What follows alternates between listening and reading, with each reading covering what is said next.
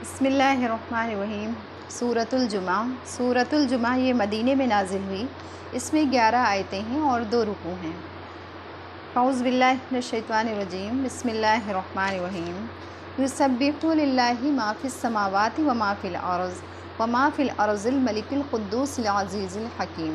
यानी अल्लाह ही के लिए है जो कुछ आसमानों में है और जो कुछ ज़मीन में है, यानी जो चीज़ें आसमानों और ज़मीन में हैं। युसब्बिहु वो सारी चीज़ें अल्लाह की तस्बीह बयान करती हैं।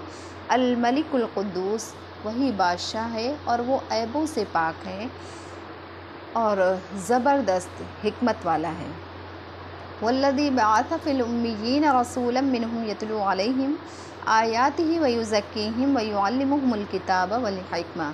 और वही ज़ात है जिसने उम्मिय्यीन में यानी कि अनपढ़ लोगों में उन्हीं में का एक रसूल बना करके भेजा। यतलू अलैहिम आयातिही और वो उन पर उसकी आयत को यानी कि अल्लाह की आयत को तिलावत करता है, पढ़ पढ़ कर के लोगों को सुनाता है। वयुज़क्कीहिम और उनको संवारता है, उनको पाक करता है, उनका तज़किया नफ्स करता है, नफ्स की पाकी करता है। वयुअल्लिमुहुमुल किताब वल हिकमा और उनको किताब व हिकमत की बातें भी सिखाता है। व कानू मिन क़ब्लु लफ़ी ज़लालिम मुबीन और इससे पहले वो लोग खुली हुई गुमराही में थे। इससे पहले वो लोग कुफ्र शिर्क में मुब्तला थे, खुली हुई गुमराही में थे। वाखरीन मिनहुम लम्मा यल्हक़ू बिहिम और उनके अलावा ये जो नबी सल्लल्लाहु अलैहि वसल्लम हैं तो उनमें से दूसरे लोगों के लिए भी मबूस किए गए हैं। लम्मा यल्हक़ू बिहिम जो अभी तक जो ये लोग उन्हीं में से हैं जो अभी नहीं मिले हैं उनमें, यानी कि जो दूसरे उनमें से हैं। रसूल अल्लाह सल्लल्लाहु अलैहि वसल्लम को दूसरे लोगों के वास्ते भी मबूस फरमाया गया, उन्हीं में से जो अभी नहीं मिले हैं उनमें। वहुवल अज़ीज़ुल हकीम और वो ज़बरदस्त हिकमत वाला है। ज़ालिका फ़ज़लुल्लाहि युतीहि मन यशा और ये सब अल्लाह का फ़ज़ल है, वो जिसे चाहता है अता फ़रमाता है।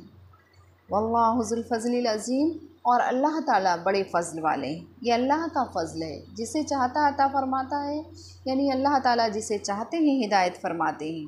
पहले लोग कुफ्र शिर्क में मुब्तला थे, गुमराहियों में मुब्तला थे और इससे वही लोग पाक हो सकता है, उसी को हिदायत मिल सकती है जिस पर अल्लाह का फ़ज़ल हो। मसलुल लज़ीना हम्मिलुत तौरात सुम्मा लम यहमिलूहा कमसलिल हिमार यहमिलु अस्फ़ारा। यानी और उन लोगों की मिसाल जिनको तौरात अता की गई, जिन पर तौरात ला दी गई, यानी जिनको तौरात अता की गई, यानी यहूदियों को। सुम्मा लम यहमिलूहा तो उन्होंने उसके बोझ को नहीं उठाया, उन्होंने उसका हक़ अदा नहीं किया, यानी उस पर उन्होंने उसके बोझ को उन्होंने नहीं उठाया, उसका हक़ अदा नहीं किया, यानी उस पर अमल नहीं किया। कामा सलिल हिमार यहमिलु अस्फ़ारा और उन लोगों की मिसाल उस गधे की तरह है जो जिसके ऊपर बहुत ढेर सारी यानी कि जो किताबों को लेकर के चलता हो, यानी जिसके ऊपर किताबें लाद दी गई हों और उसे वो लेकर के चल रहा हो, यानी कि वो गधा यानी उससे ख़ुद तो फ़ैज़ हासिल नहीं कर रहा है, नफ़ा नहीं उठा रहा है, लेकिन वो उन किताबों को लेकर के चल रहा है। तो यहूदियों की मिसाल उस गधे की तरह दी गई। बिइस्सा मसलुल कौमिल लज़ीना कज़्ज़बू बिआयातिल्लाह बुरी मिसाल है उन लोगों की जिन्होंने अल्लाह की बातों को झुटलाया। वल्लाहु ला यहदिल कौमज़ ज़ालिमीन और अल्लाह ताला ऐसी ज़ालिमीन कौम की अल्लाह ताला हिदायत नहीं करते। कुल या अय्युहल्लज़ीना हादू इन ज़अमतुम अन्नकुम औलियाउ लिल्लाहि मिन दूनिन्नास फतमन्नउल मौत इन कुंतुम सादिक़ीन।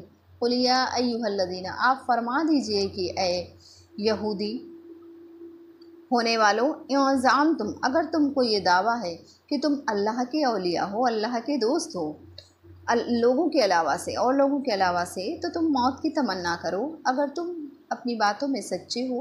वला यतमन्नौनहु अबदम बिमा क़द्दमत अयदीहिम और वो हरगिज़ भी कभी भी इस बात की तमन्ना नहीं करेंगे इस वजह से कि जो उनके हाथों ने आगे यानी अमल भेजे हैं, तो इस वजह से वो मौत की तमन्ना नहीं करेंगे। अल्लाहु अलीमुम बिज़्ज़ालिमीन और अल्लाह ताला ظالمین قوم کو خوب جانتا ہے۔ قل ان الموت الذی تفرون منہ فانہ ملاقیکم، آپ فرما دیجئے کہ موت جس سے تم بھاگتے ہو تو وہ تم سے ضرور ملنے والی ہے۔ ثم تردون الی عالم الغیب، پھر تم پھیرے جاؤ گے، لوٹائے جاؤ گے اس چھپے اور کھلے جاننے والے کے پاس۔ الی عالم الغیب والشہادہ، پھر اس چھپے اور کھلے جاننے والے کے پاس تم لوٹائے جاؤ گے۔ فَيُنَبِّئُكُم بِمَا كُنتُمْ تَعْمَلُونَ، اور اللہ تعالیٰ تمہیں باخبر کر دے گا، یعنی تم کو سب کچھ بتا دے گا جو تم کرتے تھے۔ کہا گیا کہ جو چیزیں آسمان میں ہیں، زمین میں ہیں، وہ سب اللہ تعالیٰ کے لیے تسبیح بیان کرتی ہیں۔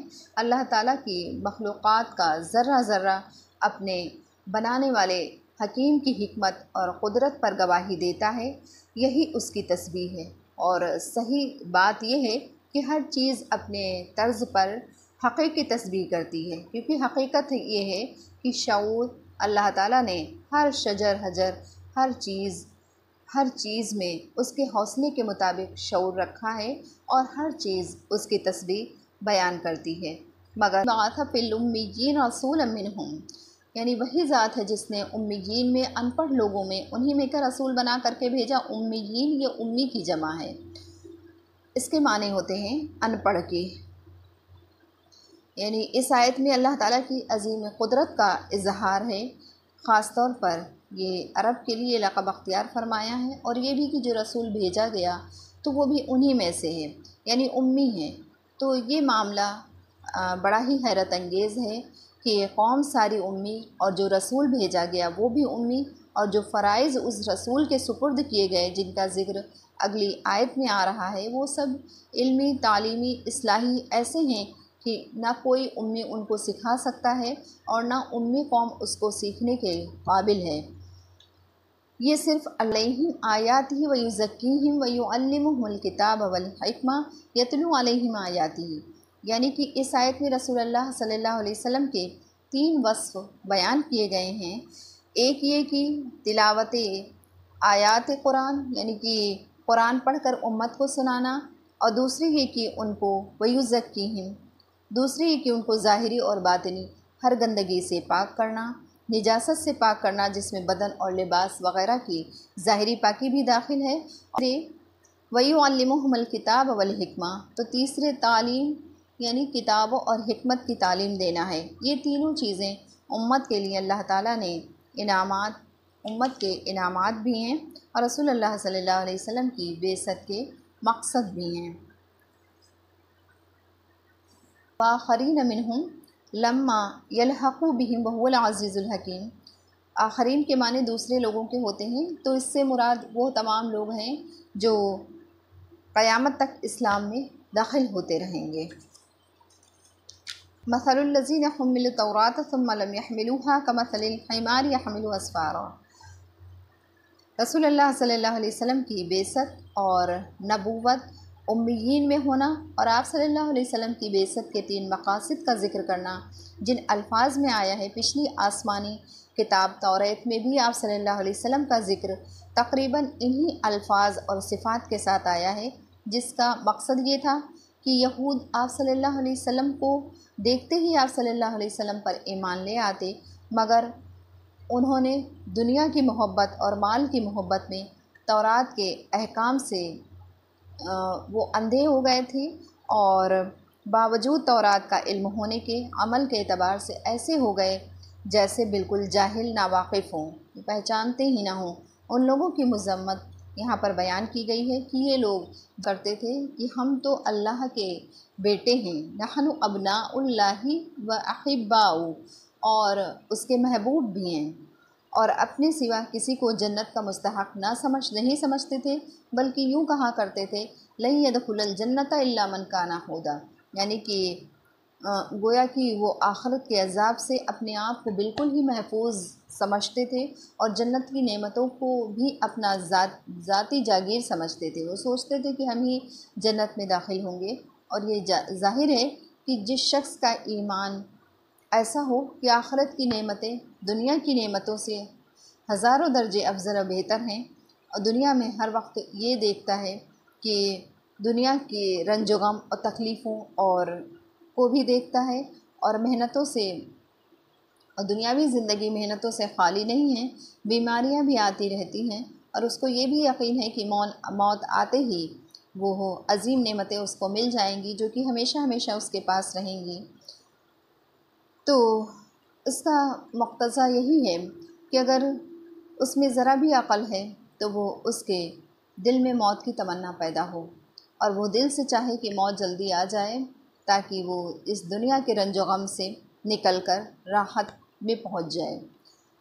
تو اس لیے رسول اللہ صلی اللہ علیہ وسلم کو ہدایت کی گئی کہ آپ صلی اللہ علیہ وسلم یہود سے فرمائیں کہ اگر تمہارا یہ دعویٰ ہے کہ ساری مخلوق میں تم ہی اللہ کے محبوب اور لاڈلے ہو اور تمہیں یہ خطرہ بالکل نہیں کہ آخرت میں تمہیں کوئی عذاب ملے گا، تو پھر عقل کا تقاضا یہ ہے کہ تم موت کی تمنا کر کے دیکھو، تم موت کی تمنا کرو۔ پھر قرآن نے خود ہی ان کی بات کا جواب دیا اور فرمایا وَلَا يَتَمَنَّوْنَهُ أَبَدًا بِمَا قَدَّمَتْ أَيْدِيهِمْ کہ وہ ہرگز موت کی تمنا نہیں کریں گے اس وجہ سے کہ انہوں نے اپنے ہاتھوں سے جو اعمال بھیج دیے ہیں آگے تو وہ جانتے ہیں نا، تو اس لیے وہ موت کی تمنا نہیں کریں گے۔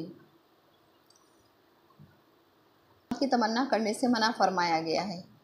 اس کا بڑا سبب یہ ہے کہ کسی شخص کو دنیا میں یقین کرنے کا حق نہیں ہے کہ وہ مرتے وقت ہی جنت میں جائے گا اور کسی قسم کے عذاب کا اس کو خطرہ نہیں، تو ایسی حالت میں موت کی تمنا کرنا اللہ کے سامنے اپنی بہادری جتانے کے برابر ہے، تو اس لیے موت کی تمنا نہیں کر سکتے ہیں۔ موت کی تمنا عادتاً موت کا سبب ہوتی ہے تو اس سے فرار حاصل کر سکتے ہیں۔ عقل بھی یہی ہے اور شرع بھی یہی ہے۔ رسول اللہ صلی اللہ علیہ وسلم ایک جھکی ہوئی دیوار کے نیچے سے گزرے تو تیزی کے ساتھ نکل گئے، اسی طرح سے کہیں آگ لگ جائے وہاں سے نہ بھاگنا، تو یہ عقل و شرع دونوں ہی کے خلاف ہے۔ صدق اللہ العلی العظیم۔